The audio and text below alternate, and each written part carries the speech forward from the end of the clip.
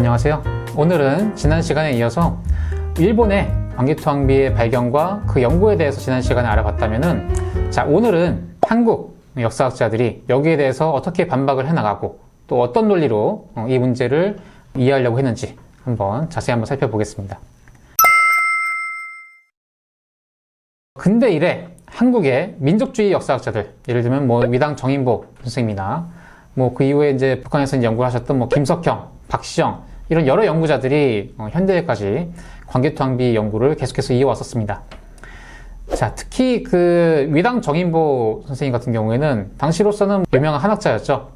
자, 이 민족주의 사학자들은 기존에 자기들이 삼국사기 등을 통해서 인지해왔던 외의 실체는 이 도저히 한반도로 들어와서 이 지역을 오랫동안 차지할 수 있는 실체가 아니라고 하는 인식 속에 있었는데, 아무래도 일본이 이 광기토항비를 근거로 해서 이 임날분 부서를 확정해 나가는 이런 모습들이 당시 어떤 식민지 상황 속에서 비춰볼 때도 상당히 좀 문제가 많은 연구다라고 하는 생각을 가지고 계셨던 것 같습니다. 자, 그래서 이분들은 기본 이제 지식토대가 한학자이시기 때문에 한학을 통해서, 다시 말해서 이 한문의 해석을 통해서 일본 학자들이 신묘연조 해석을 한 것이 과연 올바른 해석이었는가, 여기에 대해서 반론을 제기하고 나서기 시작하셨습니다. 자, 위당 정인보 선생님이 일본 사람들의 신묘연조 해석에 대해서, 이 똑같은 구절에 대해서 본인은 그와 관련해서 좀 다른 쪽으로 해석을 한 게 맞다라고 언급을 하셨어요. 자, 어떻게 해석을 하셨냐면은, 아무래도 당시에 이제 광기토항비문을 이렇게 쭉 보시면은 띄어쓰기가 전혀 안 되어 있습니다. 그리고 쉼표도 없고 맞쉼표도 없어요. 그냥 한문이 그냥 쭉 연결되어 있는, 마치 원고지에 그 한자를 갖다가 쭉 띄어쓰기 안 하고 적어놓은 모습이고, 이 한문들을 이제 구두점을 찍고, 또 일부는 또 주어가 생략되는 경우, 또 목적어가 생략되는 경우도 있을 수 있습니다. 그런 점들을 감안해서 끊어읽기를 조금 다르게 하셨던 겁니다. 자, 그래서 정인보 선생님은 이 신묘연조에 대해서 이렇게 해석을 하셨습니다. 자, 일단 앞부분, 백잔신라는 옛날부터 속민으로서 조공해왔다. 여기까지는 일본 측하고 해석이 똑같습니다. 자, 그런데 여기서부터 역접이죠. 왜가 신묘연의 오니. 자, 그리고 여기서 구두점을 찍습니다. 그 다음에 이어지는 도해파 부분은 고구려가 주어라고 하는 거예요. 고구려가 생략된 주어입니다. 바다를 건너서 격파하였다. 격파한 대상은 당연히 왜겠죠. 자, 왜가 신묘연에 오니까 고구려가 여기에 대한 보복으로 바다를 건너서 왜를 격파했다고 하는 겁니다. 자, 그리고 다시 주어가 백잔, 백제로 바뀝니다. 백잔이 뒤에 두 글자는 보이지 않아요. 여기에 대해서는 왜와 화통하니 라고 두 글자를 추정을 하셨습니다. 그리고 뒤 이어지는 신라는 고구려의 신민이었기 때문에, 그리고 이어지는 영락육년조에서 백제를 고구려가 정벌했다 라고 하는 내용으로 이어지는 문구로 봐야 된다 라고 하는 것이 정인보 선생님의 해석이었습니다. 정인보 선생님의 문제 제기는 뭐냐면은, 만약에 일본 사람들이 해석한 대로 왜가 신묘연에 와서 백잔, 그 신라를 격파하고 신민으로 삼았다 라고 한다면은, 그 뒤에 이어지는, 신묘연조 뒤에 이어지는 영락육년조에서 광기토왕이 당연히 잘못을 저질렀던 왜를 격파해야 되는데, 아무런 잘못이 없는 왜에 격파되어 있던 백제를 정벌하는 내용으로 쭉 이어지고 있거든요. 이거는 문제가 있다는 겁니다. 그래서 당연히 이 비문은 고구려가 쓴 것이기 때문에 고구려에 유리한 정황이 나오는 쪽으로 재해석을 해봐야 된다 라고 하는 것이죠. 그래서 신묘연조의 문구의 주어를 고구려로 파악을 하신 거예요. 그리고 비문의 주인공인 고구려한테 크게 유리한 형태로 이 신묘연조 문구를 재해석을 하셨던 겁니다. 네, 사진에 나오는 게 위당 정인보 선생님의 모습인데요. 아마 한국전쟁 과정에서, 납북되시는 과정에서 돌아가신 것으로 알려져 있습니다. 어쨌든 이 정인보 선생님의 광기토항비 연구가 지금까지도 연구사에 큰 영향을 또 끼치고 있는 그런 상황입니다. 네, 그 이후에 이 정인보 선생님의 해석을 이어서 북한의 박시영이라고 하는 연구자도 신묘연조를 이렇게 해석했습니다. 백제신라는 옛날부터 속민으로 조공을 해왔다. 여기까지 똑같고요. 자, 그런데 왜가 신묘연에 왔기 때문에 고구려가 바다를 건너서 격파하였다. 그리고 백잔이 왜를 끌어들여서, 박시영 씨의 새로운 해석은 뒷부분입니다. 신라를 침략하고 그들을 신민으로 삼았다 라고 해서 백잔, 백제가 신라를 침략하고 신민으로 삼았다 라고 하는 해석을 새롭게 덧붙였습니다. 근데 어쨌든 이거 역시도 정인보 선생님과 마찬가지로 주요 구문의 주어를 고구려로 보고 있습니다. 그러니까 왜의 역할을 상당히 축소해버린 것이죠.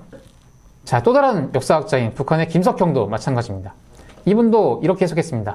백잔신라는 옛날부터 고구려 속민으로 조공을 해왔다. 여기까지 똑같고요.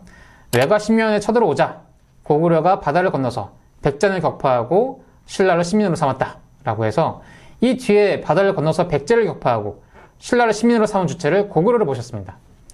자, 그런데 조금 이상한 점이 있죠. 고구려가 왜 백제를 공격할 때 바다를 건널까요? 왜 신라를 시민으로 삼을 때 바다를 건너야만 했을까요? 자, 여기에 대해서는 김석경 선생님의 굉장히 독특한 설이 있는데요.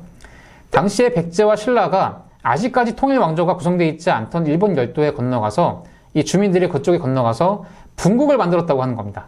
그러니까 이거는 외가 한반도를 차지해서 뭐 그저 다스렸다고 하는 임날분부설을 완전히 뒤집은 학설이 되겠습니다.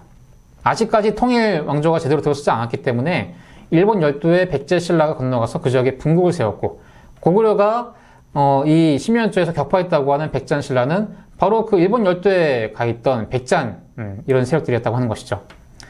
자, 이렇게 해서 이 열도 분국설이 또 일본학계에 또 큰 충격을 주는 또 사례가 있었습니다.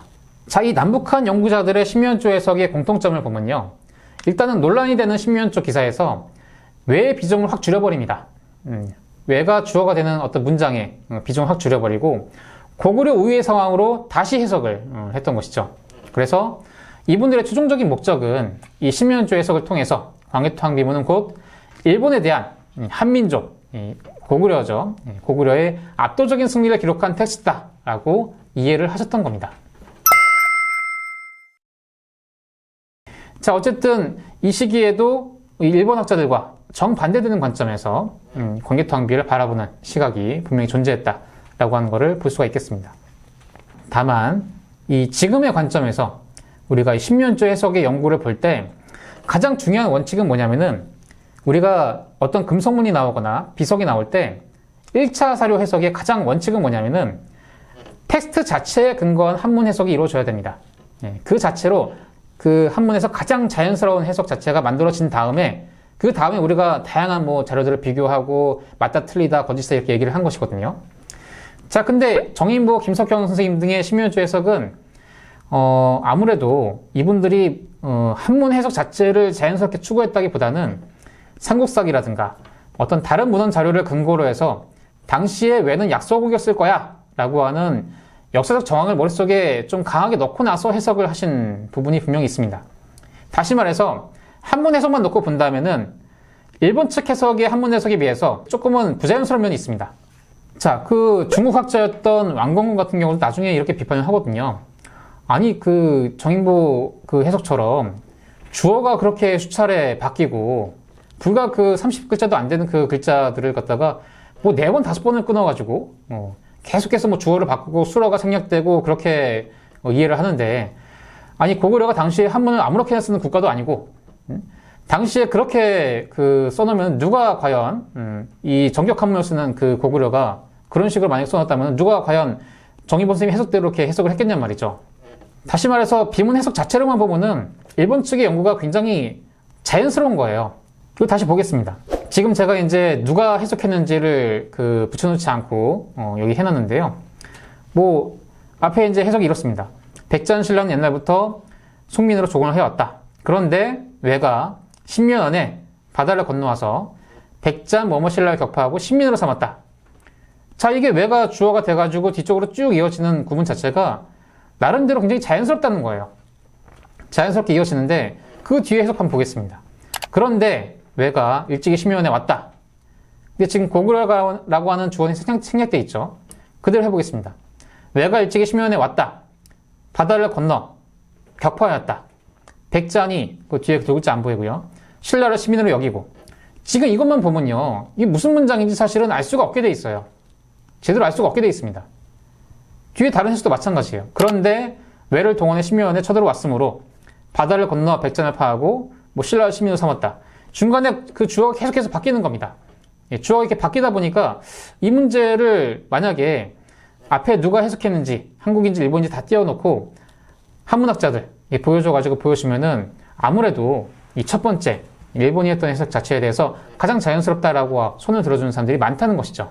자, 이렇게 해서 아무래도 민족주의 역사학자들이 해왔던 한문 해석 자체에 대해서 여러 가지 문제 제기가 또 이루어지고 있는 그런 상황이었습니다. 자, 그런데 여기에서 갑자기 이 상황에서 60년대, 70년대 들어가면서 깜짝 놀랄만한 반전이 일어나게 되는데요. 자, 그 부분에 대해서는 우리 다음 시간에 한번 자세하게 또 논의해보는 시간을 갖도록 하겠습니다.